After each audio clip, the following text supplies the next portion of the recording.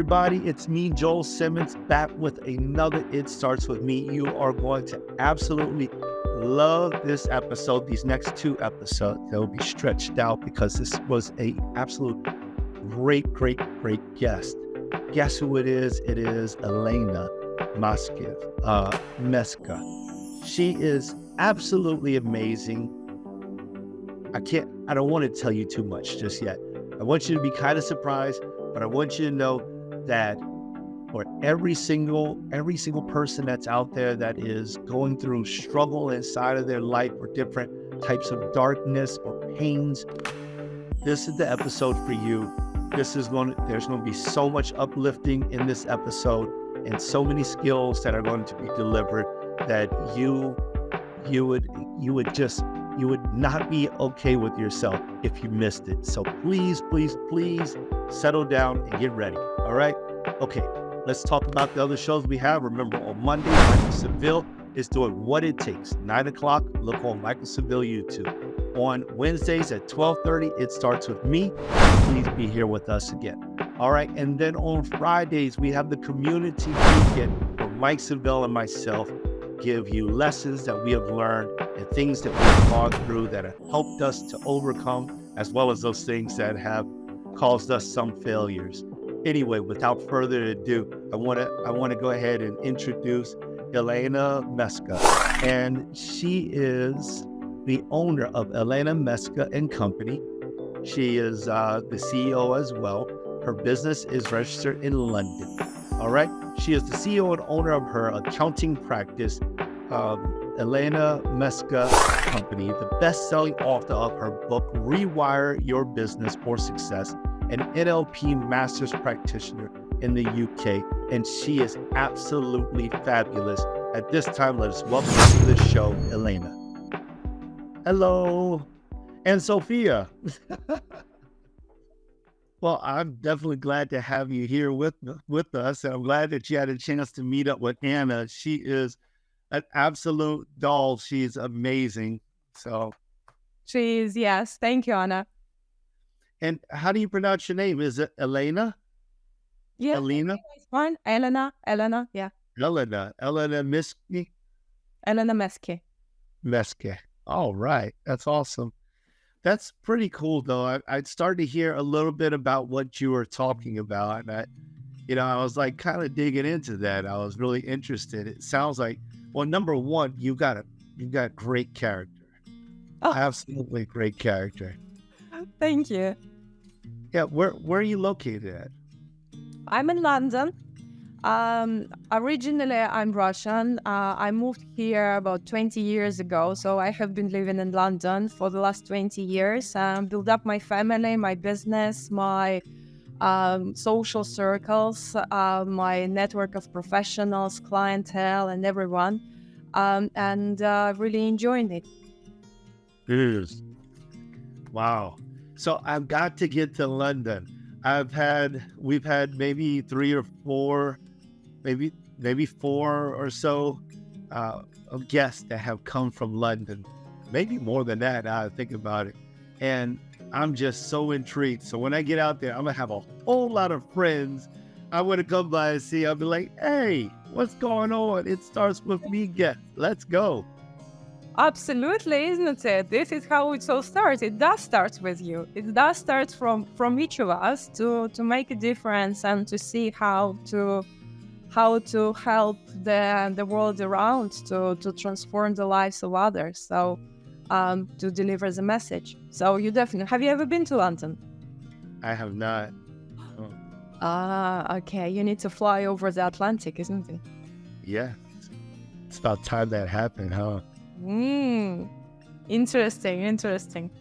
I never been to America. I would love to go. First of all, I did not to start with, like 10 years ago, 12 years ago, I would not dream of it because I was working so hard to build where I am. And then I had my life, had children one by one. So I've been preoccupied with raising them. So now when we get into more independent life, it feels like more appropriate. So I can do planning now. How many children do you have? I have 3 kids, 10, 8, 6 years old.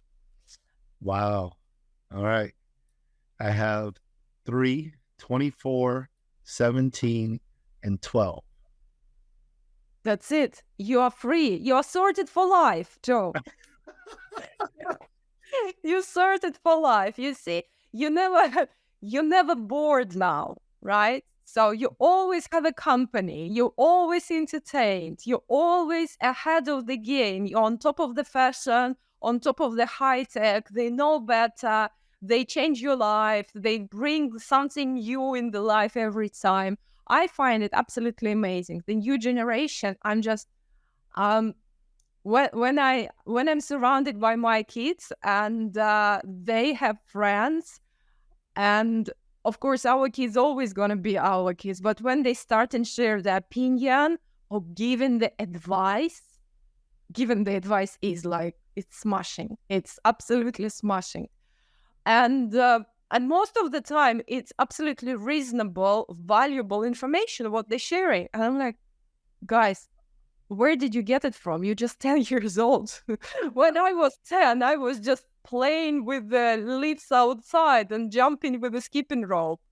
And you are like now making some conclusions about the politics, about the money, about decision, what they're gonna do, how they're gonna, where they're gonna progress in the career. I find it absolutely amazing. And also what I find amazing that you know, there is a misconception. They're saying that the new young generation, they spend so much time with the computers, gadgets, and they are so into into different reality. And it is so not true, so much not true. They are much more deeper than the other generations think about it. I think they don't give them enough credit. The other day I was flying, and I couldn't stop myself but hearing the couple of guys talking behind me in the airplane, and they were sharing some heartfelt stories, and I couldn't turn and see who they were, but then later I realized they were in early 20s. And they were one guy was sharing a story, and he was saying that something really bothering him, and his opponent, his friend who was sitting there, he asked very deep question, which I've been really touched. He asked the question about the situation his friend was sharing. He's like, how did it make you feel? And I'm like, wow. He is sharing with his friend. And like, when was the last time in our age, in my generation, even now, when I'm sharing something with another friend, they would say, what do you think? They would say, how will you sort it out? Have you discussed it with someone? Have you spoken with your financial solicitor, advisor, doctor, whoever? And the friend asks, how did it make you feel? How much deeper is that, isn't it? It's not about they solving the problem, not on the top level about the environment around them. They solving the problem, they asking about the personal inner question. How does it make you feel? And so I think the next generation is very, very advanced, regardless to what the misconception is about all this different reality and gadgets and computers. So how do you feel, Joe? How do I feel about what you just stated? Well, I was thinking about that as you were speaking, and while you were speaking, I thought about my 12-year-old, and I know that he asks questions like that. He does. He's very in touch with his own feelings and with the environment around him. And I was wondering, as a question to you, I know that this was on the airplane and it was, people that you didn't necessarily know, but Do you think that that is because of our communication between each other, or what young people are picking up from us, or are they picking this up from somewhere else? Because I think that a question like that is really important, and it establishes, you know, compassion from one individual to another individual. And it means that somebody sees the man on the inside, the person on the inside, as being valuable, important. Yes, yes, yes. I find those questions very deeply touching. Not even, um, I'm an accountant and I'm a tax advisor. I run the team of accountants and tax advisors here in London. We are the team of professionals. And I work a lot with the business owners because this is our main clientele. And the way we get into the to get to know the business owners, I run a lot of personal coaching sessions when I help my managers how to speak with the clients, because when the person starting to grow the business and go into the business, they're going through the different cycles of the mentality, how they adjust and adopt to the different understanding. It's no secret that money and big money bring, they kind of, they don't change the person, but big money, they work like a magnified glass. So whatever person has in himself, in herself, once you get big money, those qualities become amplified. So if the person is kind of stingy, more money will make them even more greedy and amplify that quality in them. It's not because the person is bad, but because the money have this energy which changes us, which make us so much brighter and all our qualities. So, and my managers, they have to go through the different stages to understand the client, why the client behaving like they do, and how to help the client. We're also handling a lot of critical situations when we handling tax investigations, when people come to us and they're also experiencing different, difficulties and fear and all sorts of variety emotions which can bring the stressful situation.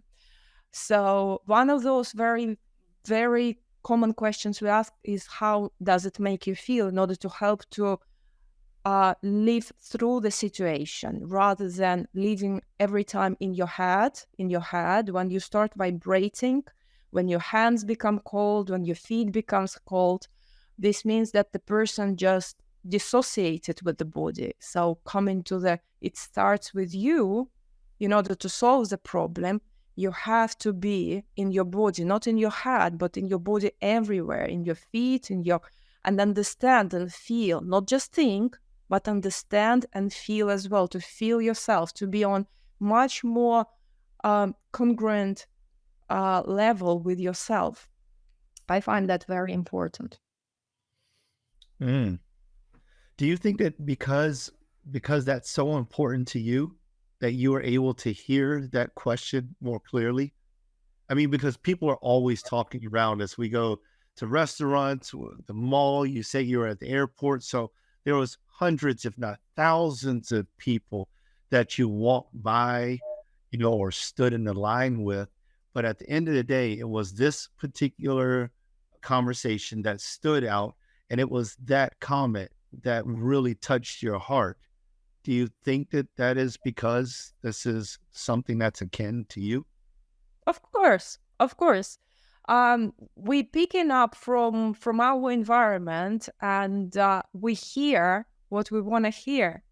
It does not matter what the other person say. The other person can say completely different thing. That's why this is what causing a lot of conflicts, isn't it? One person can ask you a very simple question, and you being on completely different level or distracted or something, you can misinterpret this question. There are so many anecdotes and funny stories and negative stories about people misinterpreting what they, just because they are not connected, they're not on the same level.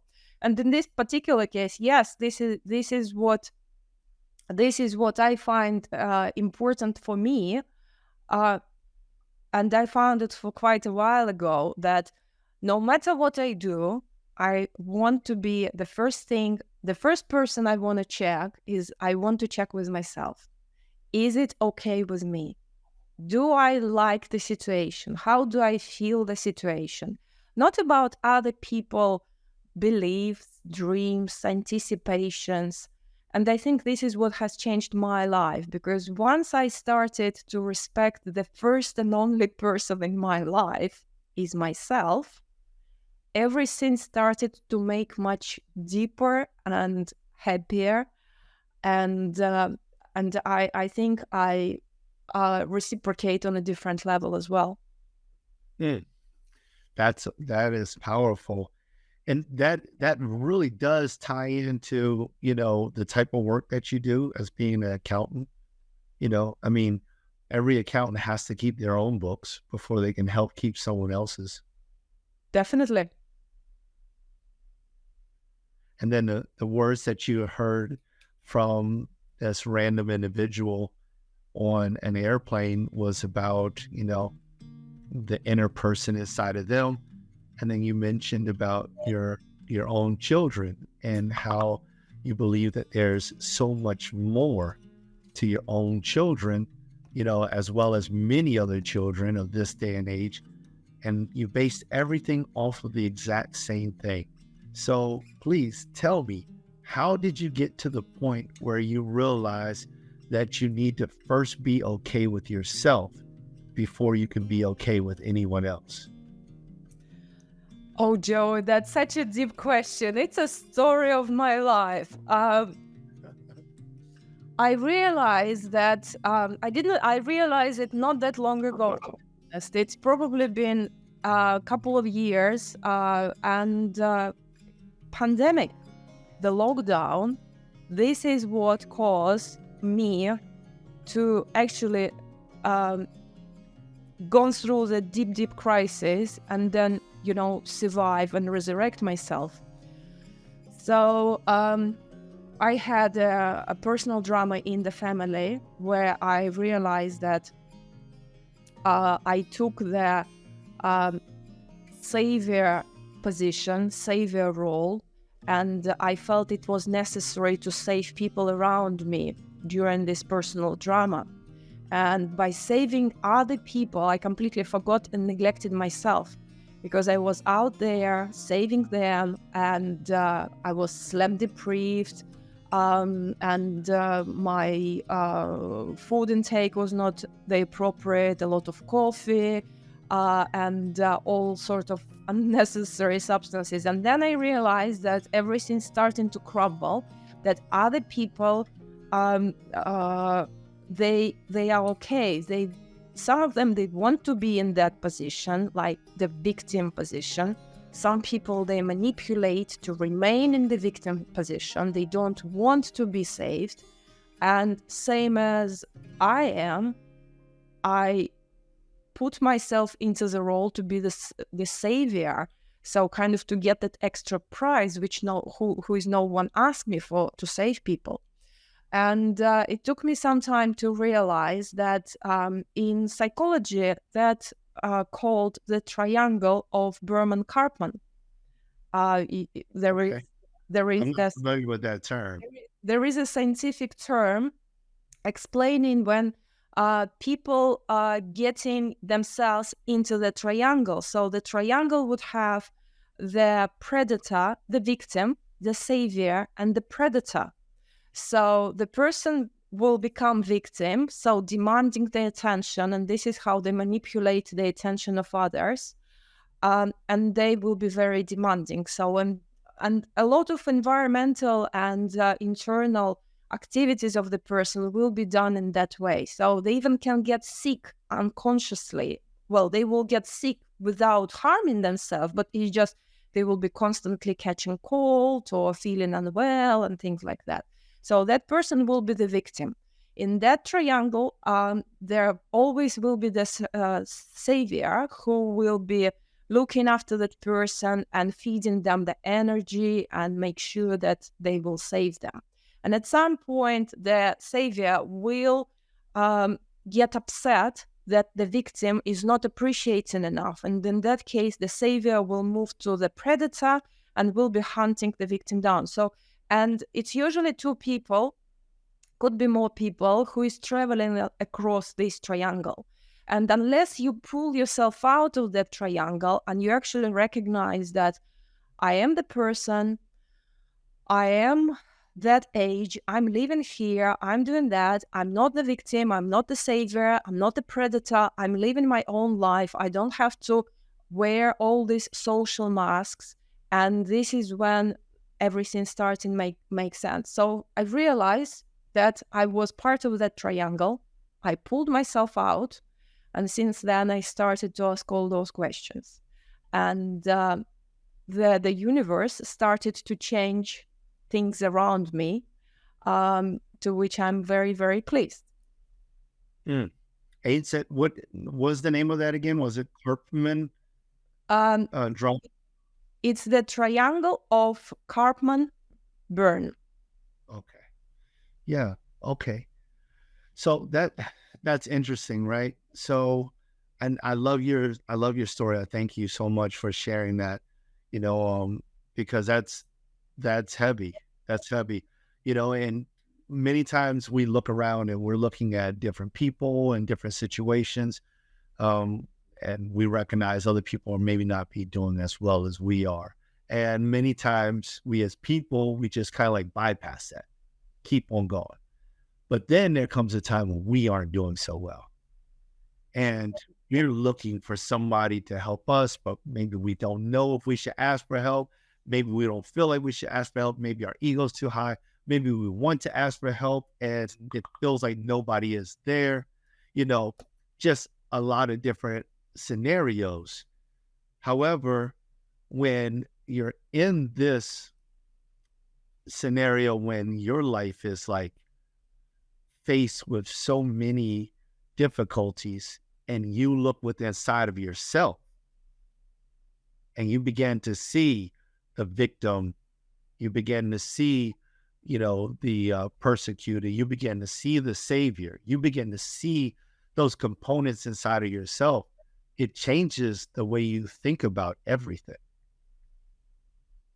Yes, that's absolutely true. And what we once we start to recognize all those different social masks, and actually removing those roles, it's okay to wear the role, and it is totally fine. I can wear the role of being a mother.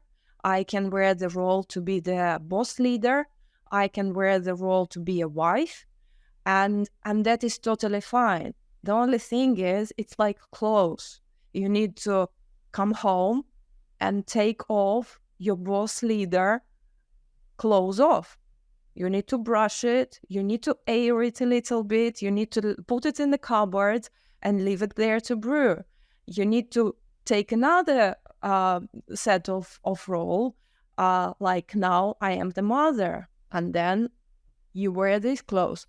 People getting exhausted and people losing a lot of energy when they put in masks on top of them, one on top of another, on top of another, on top of another, and they never take it off. So the first step is actually asking themselves, in what role am I right now? And recognize this role. So it's happened just on your thoughtful level, like which role am I now? Or anytime any conflict is happening, like you can feel that the situation become unpleasant, and that is a good time to ask yourself, like, 1 second, which role am I playing right now? Am I the woman, or am I the woman leader? Am I the mother? So what exactly do I want to do? Because when we try to do so many things And to please so many parties we surrounded, you please no one at the end of the story. So and that's why the whole conflict around is happening. So it's very, very important to be honest with yourself and respect yourself in the first instance. That's absolutely beautiful. You Thank said you. that so well. Absolutely. That was amazing. And I think that that's what it is so many times because, even in the program, which you've alluded to multiple times, the whole "it starts with me," that's what it is. It's like there's a blocking in many people's lives and all of our lives, maybe at some point in time, that we just cannot get beyond. We find trouble being able to elevate ourselves uh, above, or we find difficulty being able to sort out things. And many times it's because of our own eyesight, is the way that we take on the scenario, the situation. We're impacted by feelings, emotions, we're impacted by what other people think, say, or do. And there's so many things that we can't even control, but we allow for these things to impact us as if it will make the difference, heads or tails, with what is going on in our life. And really, it's just we've given up that power. And maybe this is the victimized role, right? Maybe that's what it is. We're in that victim mentality. Everything happens to me, and nothing is happening for me, you know. And being able to recognize that is the first step in exiting out of confusion, you know. I mean, you're talking about the Cartman Triangle, and I'm thinking even like the Bermuda Triangle. It's like you're in the middle of this thing. You have no idea which way you're going. The waves are crashing in on you. You feel as if you're drowning. And the thing about it is a lot of times the savior is right there. It's like you look to the left if you're in the middle of the ocean, and you look to the left, and there's a floating plank or something like that. And all you have to do is just grab the plank and just hold on until you can think about what you should be doing at that moment. And it seems like that happens so often in life. Yes. So it is so true. The first thing to start, if we're coming back to the main topic, that it starts from you, it starts with you, is to check how you feel. How does your body feel? How is this particular costume you are in right now? How does it feel? Do you feel any ache? Do you want to stretch? Do you want to bend? Do you want to stand up? Do you want to sit down? Does it hurt? Is it fed well? Is it thirsty? Is it not? Because our body, it has got everything in it. And we think that it is something that it will be the epiphany moment, and your life meaning will suddenly land it on you with the golden shimmer, and you will be presented something at the end of your life. So I have a big revelation. That's not gonna happen. Any moment of epiphany I had in my life, and I've been working very devotedly to get those moments, and I'm keeping my diary. I started it as a chore, but now I really enjoy, and I have this thing. So I do have the opportunity to go back and recollect the moments. So, and I would write down, like, I had this thought about something, and I find it so open, and it is so easy. It is very, very easy, honestly. You would be sitting, relaxing, chilling, and one very simple idea will come to your mind. And that would be the moment of epiphany, which suddenly will start make sense. Like, respect yourself. Like, look after your body. Just go and do the stretching, and follow your body and see how it feels. And this is very, very, very deep when we start looking after ourselves. From birth, I have noticed it with my kids. Um, um, when they grow, you want the best for them. And most of the time, what we do, parents, we project our beliefs, our thoughts, our anticipations, our plans, which we could not, we would not, we did not, we ignore, something what we did not achieve, the opportunities we did not have. And this is where the conflict starts. When we as parents, we start to persuade our kids to follow our path. And when I catch myself on doing it, I realize, oh my God, this is when I actually went into the Neuro Linguistic Programming course, where I graduated. I am a master practitioner now. And that was the moment of when I realized that my kids, they love me so much that they will do whatever I tell them to do. And this is when they rejecting their true self in order to fit into their family, in order to please their parents. From very young age, they will be rejecting themselves if the parents are not careful, if the parents are not intuitive enough to connect with the children to understand. When the parents actually stand back. So I realized at that moment in time that as a parent, my duty is to help my kids to grow safe, well-fed, and provide them to choose the food they want to eat, the things they want to do, don't damage themselves, and would just help them to grow. Just observe the process. Let them choose, let them do their mistakes, let them get on with their life. And the sooner they make those mistakes, the sooner they would learn. Because the smart person, the happy person is not the person who's got everything right. The happy person is the person who's done things their way. They learned the mistake. They got enough energy and support to raise and go make another decision. This is what I find as a parent, the true meaning of parenting. Good. I love it. I love it. So, so there's a lot of movies out that speak to this, that, we teach children, I'm thinking about one, I think it's Mulan, and another one I was thinking about was the am I frozen? You are frozen. Your recording going fine, but you are frozen on the picture. Okay. So I guess we'll just carry on then. But yes. What? No, you're not. What was that other one that you just mentioned? Because I think that was it.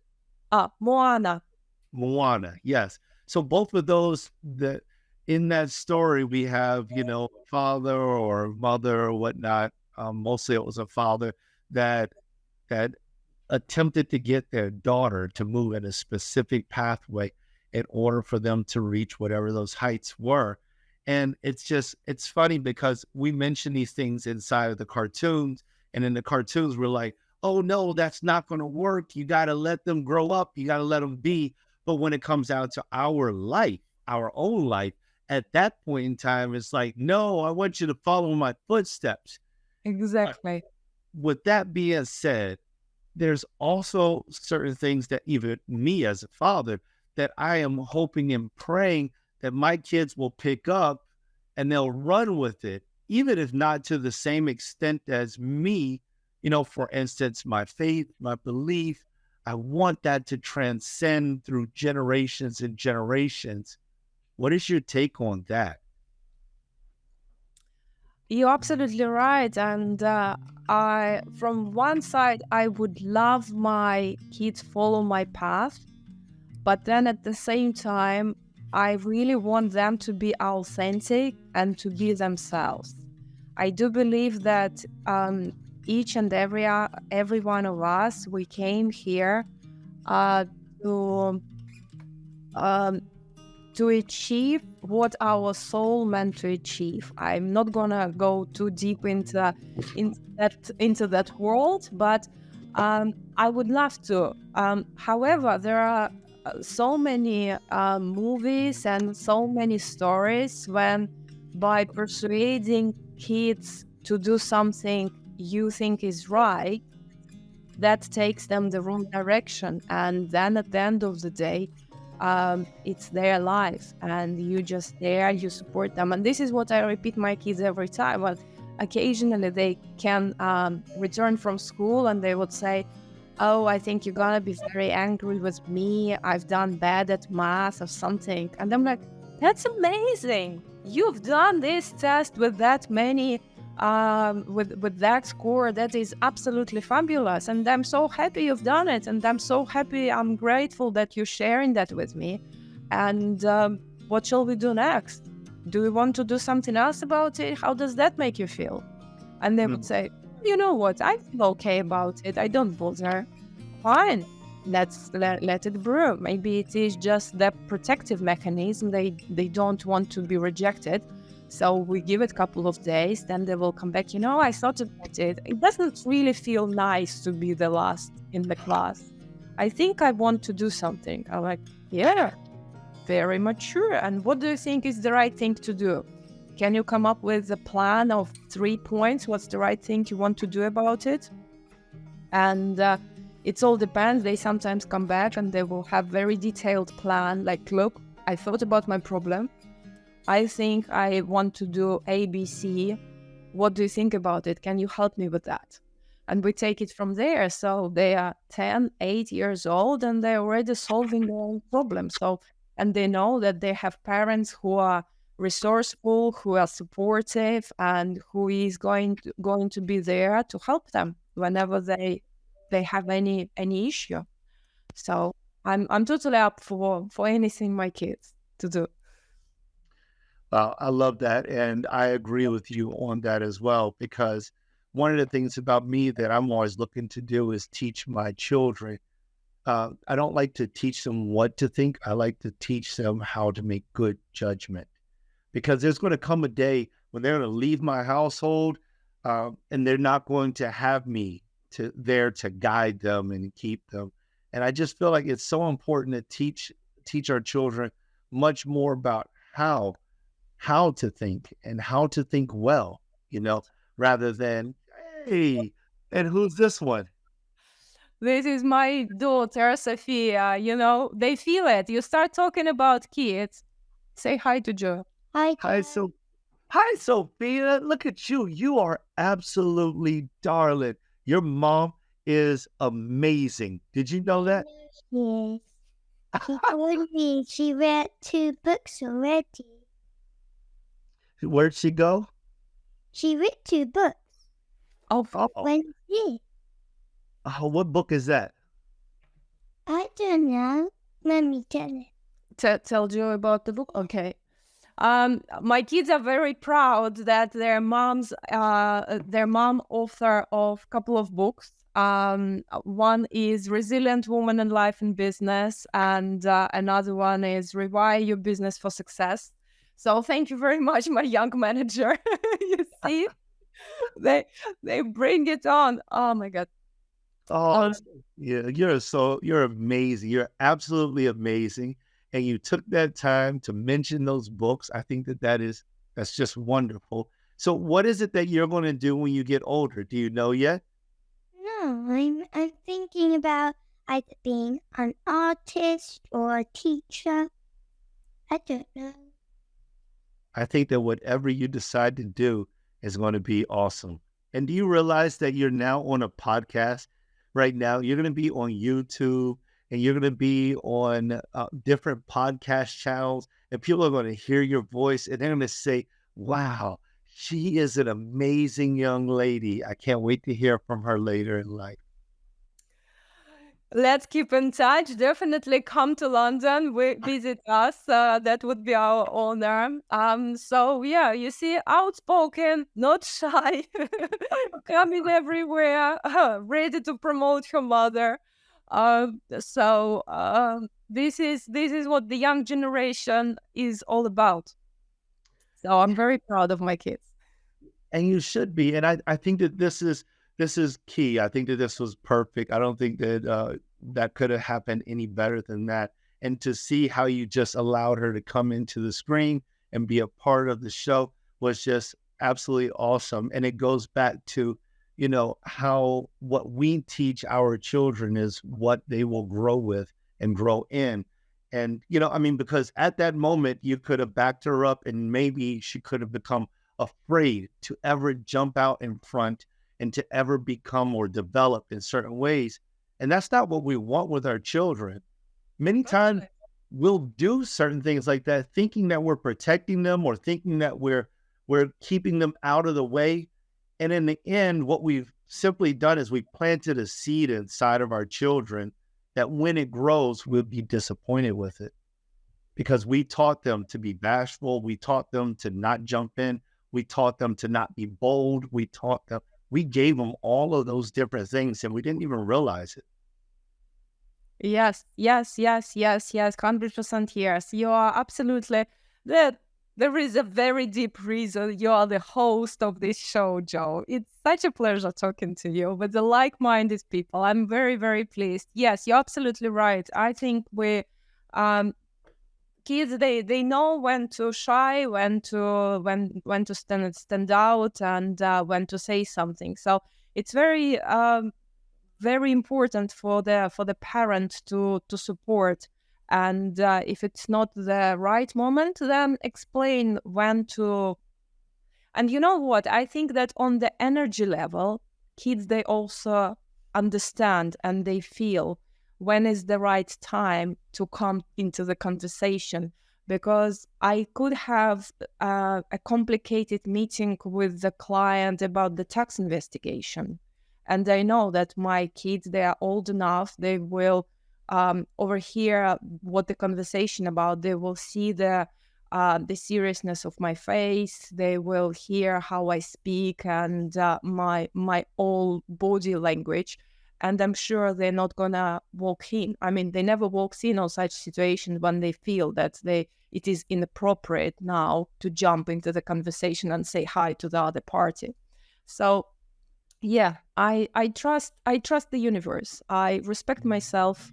I respect my kids. I encourage them to do things, and I'm ready whatever universe brings me. And very recently, I started to use. I don't know how it happened. I became very philosophical. I stopped grading the events in my life in bad and good. So I realized that anything happened in my life is happening not to me, but because of me. One way or another. If I get the parking ticket or the speeding ticket, I interpreted that the universe telling me that I'm moving too fast, that I have to slow down.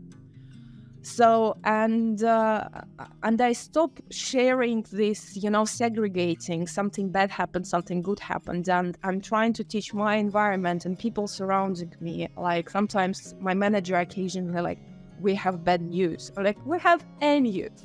Let's hear it out. Let's decide what we're going to do with it. So, and my most recent approach, which I'm practicing probably a couple of months already, when something happened, my reaction now, I train myself, I have interesting. How interesting is that? And what the universe gonna do now to solve this problem for me? So this is my attitude right now. So the first thing I ever hear, like, how great, and what the universe will do now to help me to sort it out.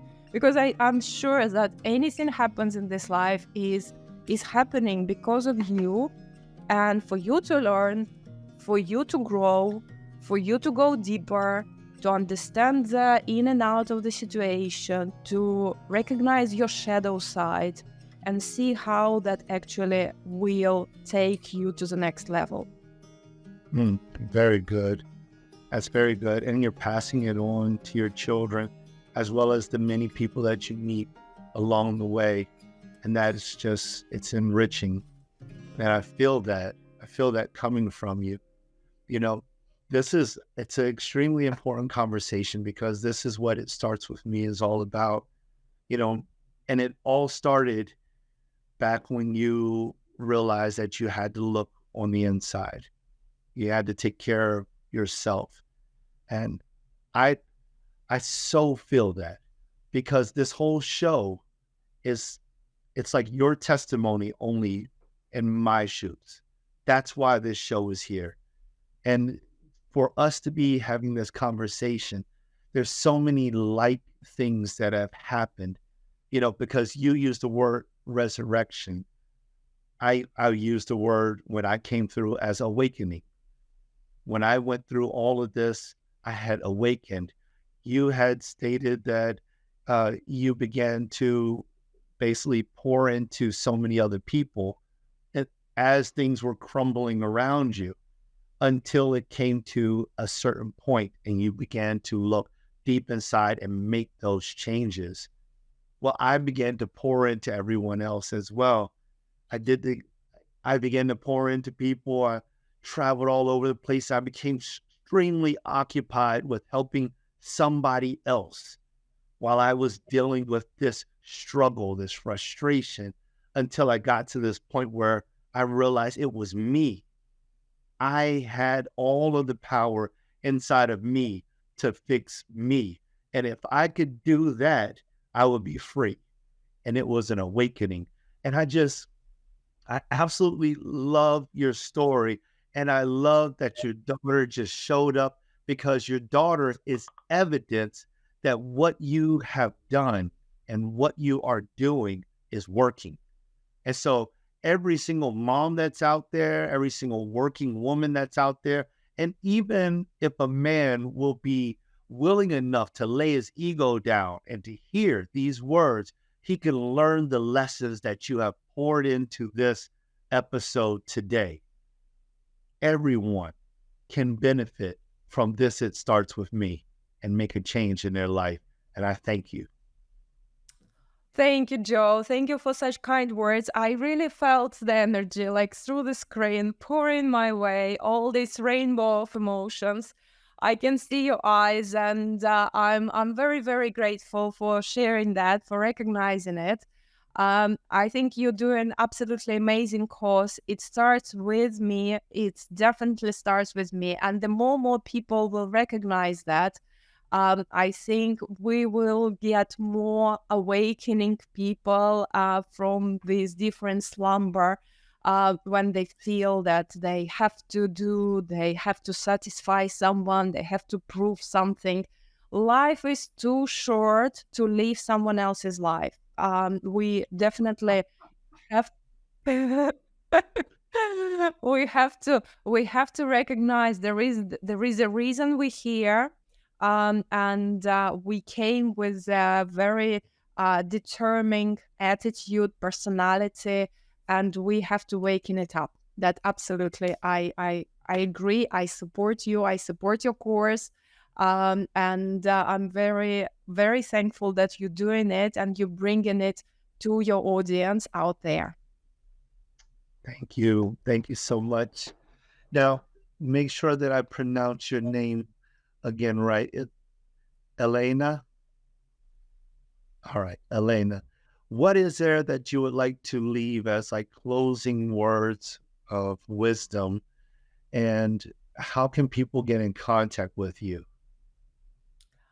Oh, thank you. I'm a very open person. I am out there in the public domain. Elena Meskhi. Luckily, I have unusual surname that not that many Elena Meskhi in the world. So if you Google me, I think you will be able to find me. I'm on LinkedIn. I'm on Instagram. I'm on Facebook. I monitor and personally run most of the channels. I do have a team to support me, but I'm sure if someone wants to reach out and just to have a deep, heartfelt conversation, which I'm sure will be life-changing for many people, I would be open to support and have that conversation. So, and I think that the last words, I'm sure it's going to be last in this podcast, but I will keep singing and shouting my message out in this world, saying that it starts with me. It definitely starts with each individual of us, and the way we take care of ourselves.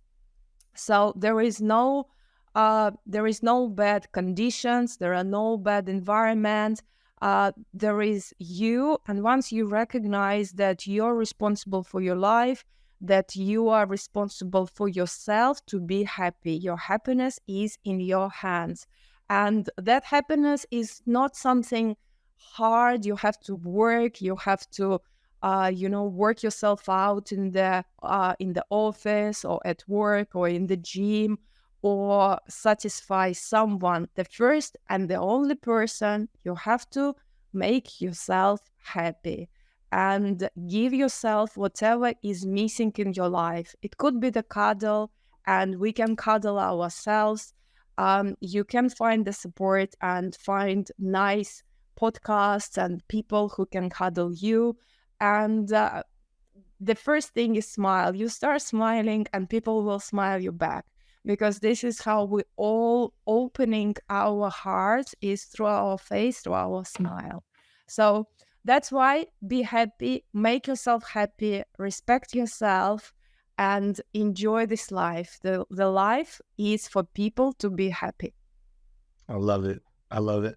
Elena, yeah, with the accounting piece, are people able to reach you for your accounting business? And because, listen, anybody can be an accountant, but someone like yourself who has this type of heart and this type of mindset, that you really enjoy helping people and helping them to gain the knowledge, the education. So I can only imagine if this is how you speak here right now and in front of your daughter, and all of these things align, that what you do for people in the accounting world is greater than what they could even expect. You probably are underpaid, because what you bring to the table is so great and so vast. And how you look at things is always going to be multidimensional. It's not just going to be numbers. You see the people. Even when you were talking earlier, you were talking about how you ask the questions and how you talk with people. And I just thought that was so interesting, because many times when you sit down with an accountant, they just want to know where your money's going, but they don't want to understand you and the type of person that you are. And if they took that time to understand the type of person that was spending the money or saving the money, then they will understand what is going to happen. They will be able to predict things. They would also be able to help an individual to make the best decisions. So I just think that anyone that can be a part of your firm, they need to get to you right now. Thank you. Maybe not right now, otherwise we're gonna have a very long queue. But you're absolutely right. I am beyond. I'm looking much deeper than the money sense, and this is. I find that this is what brings the meaning in the life. Because money comes, money goes, and all this. But you never compensate. You never can fake the relationship, and you can't fake the attitude and the feeling. Maybe for a short period of time, so a little bit, but then everyone gets tired and everything gonna go sour. So it's absolutely. Thank you, Joe. Thank you once again. Well, there you have it, Elena Meskhi, and she is absolutely beautiful. That is a very beautiful woman. I mean, her mind, her heart, everything is in line with helping individuals, helping herself, helping her family, helping those that she serves in her community. And I feel like the message that she has brought to the table is so much greater and far reaching than what she actually does in accounting. But I also feel like because she is who she is, that every individual that is blessed to be able to have her as their accountant ought to count themselves double lucky, because they have somebody who will be honest with them, who will maintain integrity, who will always look out for the best of them, their families, their businesses, and their investments. And that's a hard thing, especially when in many people's eyes, money rules. There's plenty of lessons to have been learned, and I hope that each and every individual that has heard this podcast or watched this video has gained something. I know that I have. I like to just say what she has stated in short, which was, life is too short to live someone else's life.